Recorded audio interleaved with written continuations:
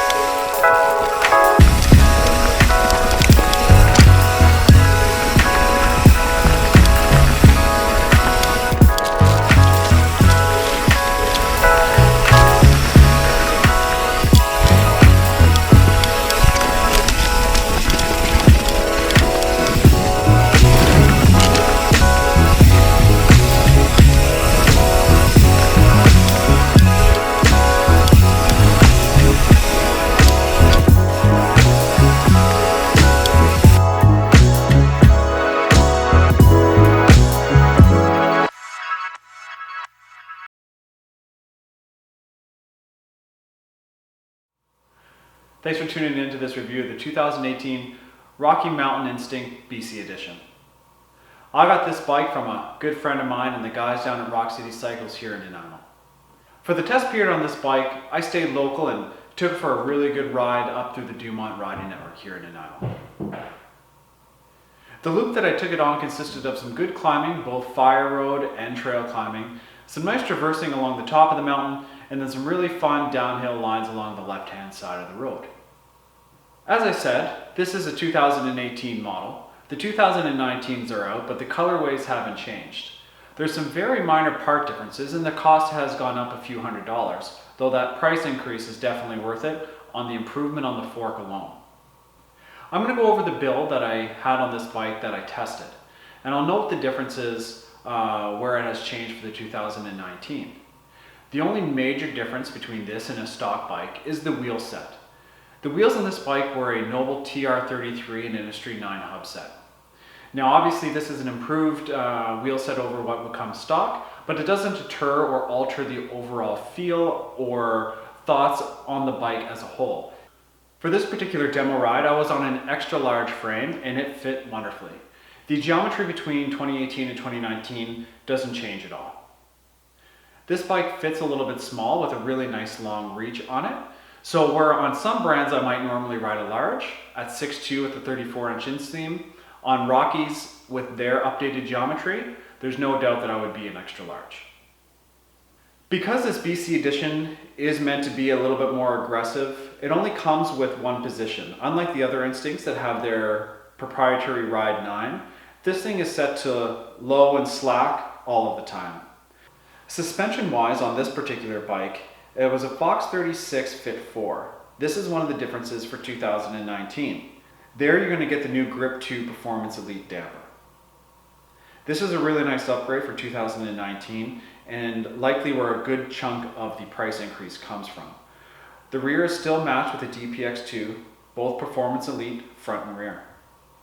It is a GX Eagle drivetrain that consists of the shifter, the cassette, the rear derailleur, and a set of SRAM Stilo cranks. The cockpit is finished off with a race-face Turbine R 780mm bar and a generic Rocky Mountain stem. The brakes are SRAM Code R both in 2018 and 2019 specs, with 200mm rotors both front and rear. The dropper post is effectively the same. In 2018 it was a Turbine R and in 2019 it's a Fox Transfer. They're effectively the same post, just rebranded. The 2019 rims are going to be race face Arc 30s versus the 2018s, if you can still find one of those bikes around, they're going to be Stan's Flow Mark 3s. The tires remain the same as wide trail DHF and DHR2 front and rear. The spec on this bike is definitely in that medium ground with a lot of bikes in this pricing category and this bike segment this year and in 2019. When I was assessing the climbing on the 2019 BC Edition Instinct, one thing that I noticed was the bike was very light, and so it made it very easy to pull itself up the hill, even in an extra large frame.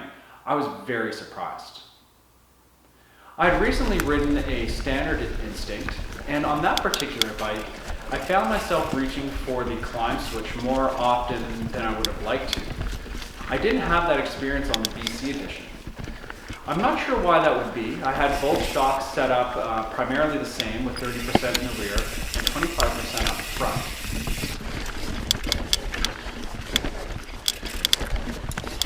And really putting power down firms up nice. These little tight uphill sections. The bike really snakes around.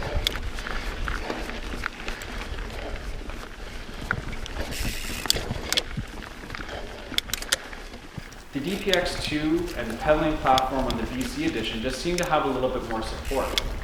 I didn't notice as much pedal bob in this particular setup, and I felt the power transfer was a lot nicer.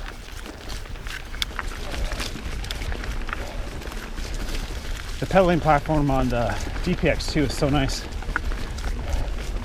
In comparison to the regular Instinct I originally demoed,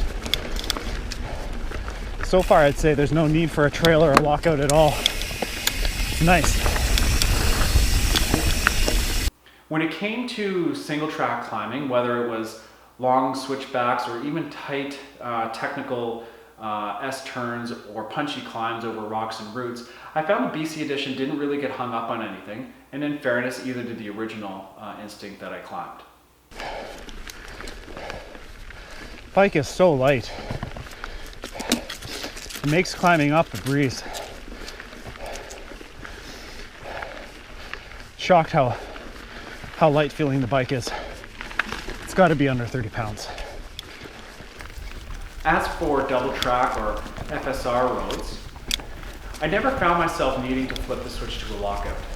If I was on a 30 or 45 minute FSR climb, sure, I would probably use it just to save some energy. But on short durations while just out there on the trail riding, I left this thing in the open mode the entire time, and I never once felt the need to lock it out. The trail riding on the BC Edition Instinct was just phenomenal. Yes, this bike is very big, especially in the testing extra large bike, but it moved around the trail just wonderfully. The bike was very light, very responsive, and just a joy to pedal around. Of course, I'm talking about traversing an area, not just focused on going up or going down.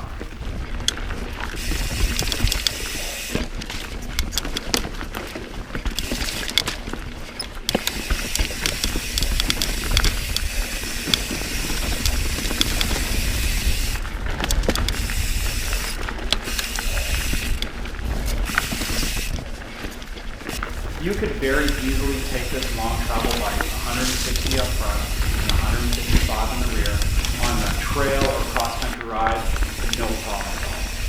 Of course, no, you're not going to have the efficiency of a 100 mil cross-country bike, but it doesn't really matter.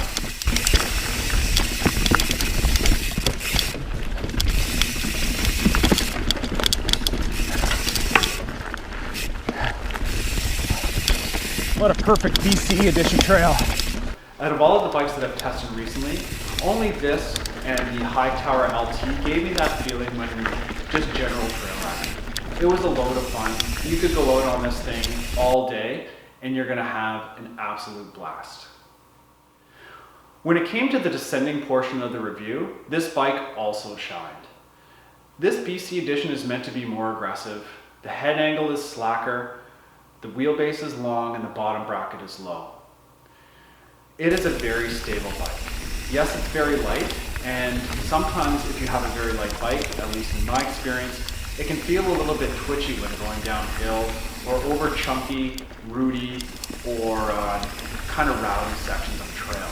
I didn't have that experience on this bike. I felt very planted and very secure, and it filled me with a lot of confidence.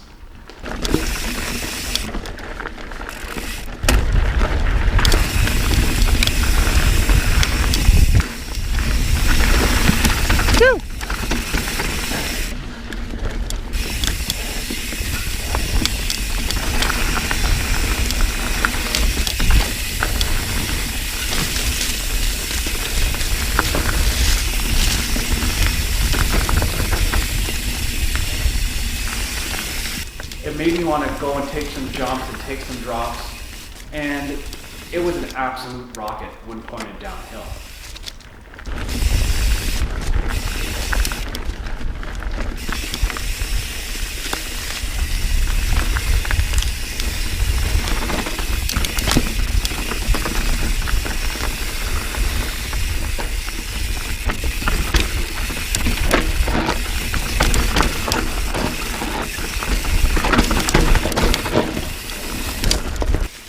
I don't want to say that this thing isn't capable in tight, fast turning situations when going downhill. This is not a straight line monster of a bike. This thing will take you down any trail that you want to go down. Fast and flowy, punchy and technical, rocky, rowdy, and rooty. This thing will take it all. Absolutely no questions asked.